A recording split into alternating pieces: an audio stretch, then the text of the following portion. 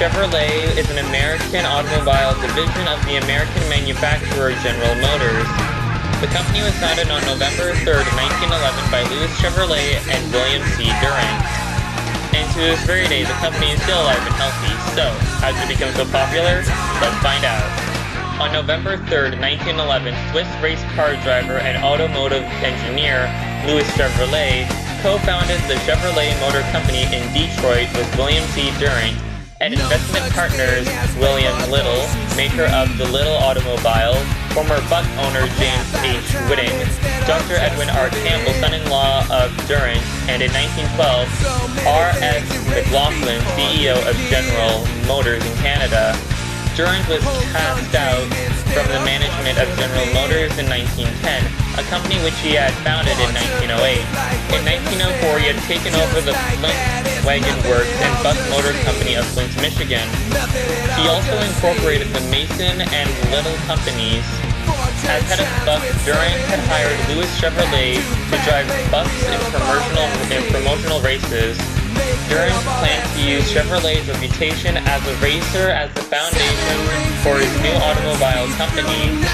The first factory location was in Flint, Michigan, at the corner of Wilcox and Pursley Street, now known as Chevy Commons, along the Flint River across the street from Kettering University. Actual design work for the first Chevy, the costly Series C Classic 6, was drawn up by Anthony Planchy following instructions from Louis. The first C prototype was ready months before Chevrolet was actually incorporated. However, the first actual production wasn't until the 1913 model. So in essence, there were no 1911 or 1912 production models. Only the one pre-production model was made and fine-tuned throughout the early part of 1912. Then in fall of that year, the new 1913 model was introduced at the New York Auto Show.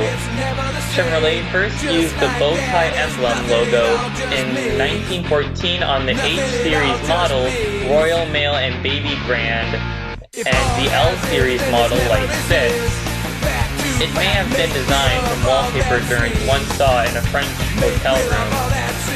More recent research by historian Ken Kaufman presents a case that the logo is based on a logo of the Colette Coal Company. An example of this logo as it appeared in an advertisement for Colette appeared in Atlanta Constitution on November 12, 1911. Others claim that the design was stylized Swiss cross in tribute to the homeland of Chevrolet's parents. Over time, Chevrolet would use several different irritations of the bow tie logo, at the same time often using blue for passenger cars, gold for trucks, and an outline often in red for cars that had performance packages. Chevrolet eventually unified all vehicle models with the gold bow tie in 2004 for both brand cohesion as well as to differentiate itself from Ford with its blue oval logo, and Toyota, who has often used red for its imaging, its two primary domestic rivals. Louis Chevrolet had differences with Durant over design, and in 1914 sold Durant his share in the company. By 1916, Chevrolet was profitable enough to, with successful sales of the cheaper Series 490, to allow Durant to repurchase a controlling interest in General Motors. After the deal was completed in 1917, Durant became president and of General Motors, and Chevrolet was merged into GM as a separate division. In 1919, Chevrolet factories were relocated at Flint, Michigan. Branch assembly locations were sited in Tarrytown, New York, Norwood, Ohio, St. Louis, Missouri, Oakland, California, Fort Worth, Texas, and Oshawa, Ontario. General Motors of Canada Limited. McLaughlins were given GM corporate stock for the proprietorship of their company article on September 23, 1933, Financial Post, page 9. In the 1918 model year, Chevrolet introduced the Series D, a V8-powered model in 4-passenger Roadster and 5-passenger Tourer models. Sales were poor and it was dropped in 1919. Beginning also in 1919, GMC commercial-grade trucks were rebranded as Chevrolet and using the same chassis of Chevrolet passenger cars and building light-duty trucks. GMC commercial-grade trucks were also rebranded as Chevrolet commercial-grade trucks, sharing an almost identical appearance with GMC products.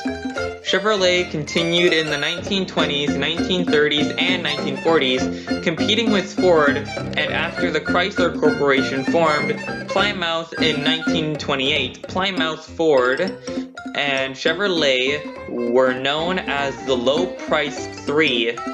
In 1929, they introduced the famous stove bolt, overhead valve, inline 6-cylinder engine, giving Chevrolet a marketing edge over Ford, which was still offering a lone flathead 4, a 6 at the price of 4.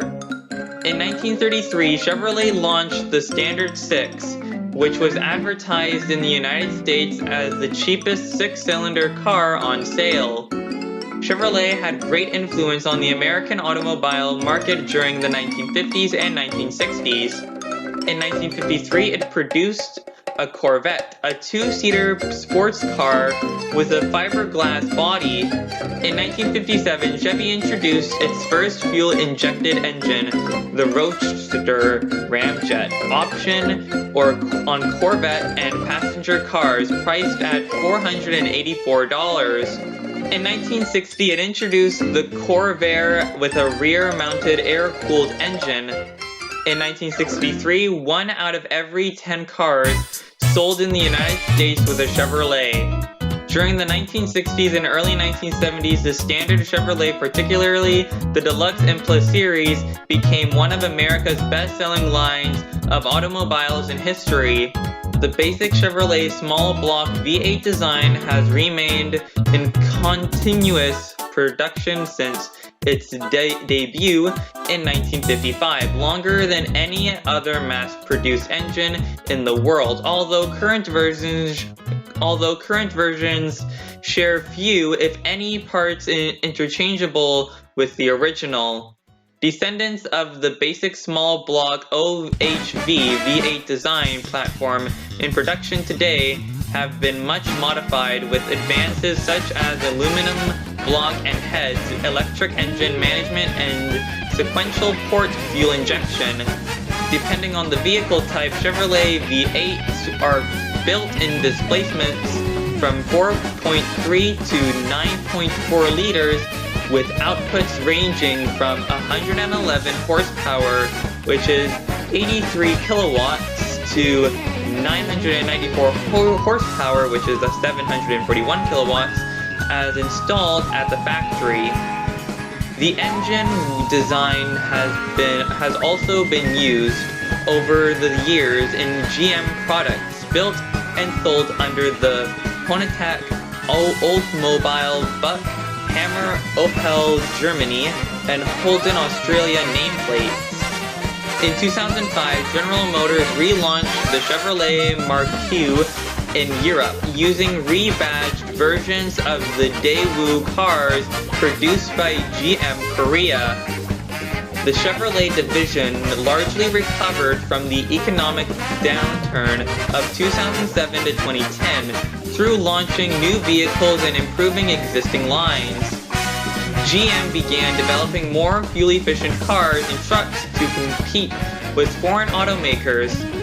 In late 2010, General Motors began production of the plug-in hybrid Chevrolet Volt, sold as the Opel Vauxhall Emtra in Europe, which received multiple awards including the 2012 North American Car of the Year, European Car of the Year, and World Green Car of the Year. The Volt/Empra family was the world's best-selling plug-in electric car in 2012, with 31,400 units sold. The Opel/Vauxhall Empra was Europe's top-selling plug-in electric car in 2012 with 5,268 units, representing a market share of 21.5% of the region's plug-in electric passenger car segment. Combined global Volt/Empra sales passed the 100,000 unit milestone in October 2015. As of June 2016, the Volt family of vehicles ranks as the world's all-time top-selling plug-in hybrid, and it is also the third best-selling plug-in electric car ever, after the Nissan Leaf and Tesla Model S. Volt sales in the American market passed the 100,000 milestone in July 2016. In October 2016, GM began production of the Chevrolet Volt EV, the first ever affordable mass-market all-electric car with a range over 200 millimeters, which is 320 kilometers. The Chevrolet Bolt won several awards, including the 2017 Motor Trend Car of the Year award and the 2017 AutoGuide.com Reader's Choice Green Car of the Year, Green Car Report's Best Car to Buy 2017, Green Car Journal's 2017 Green Car of the Year, and was listed in Time Magazine Best 25 Inventions of the Year 2016. And there's the history of Chevrolet. How did it become so popular? Well, I would have to say that it would have to be over all the cars that they sold all over the years. They have made very efficient cars, and they've made them at very low prices during the past. And they've also won several awards with their cars as well. Anyways, that is it for today's video. If you guys have enjoyed this video, please make sure you hit that like button, and also don't forget to subscribe. And until then, I will see you guys in the next one. Bye.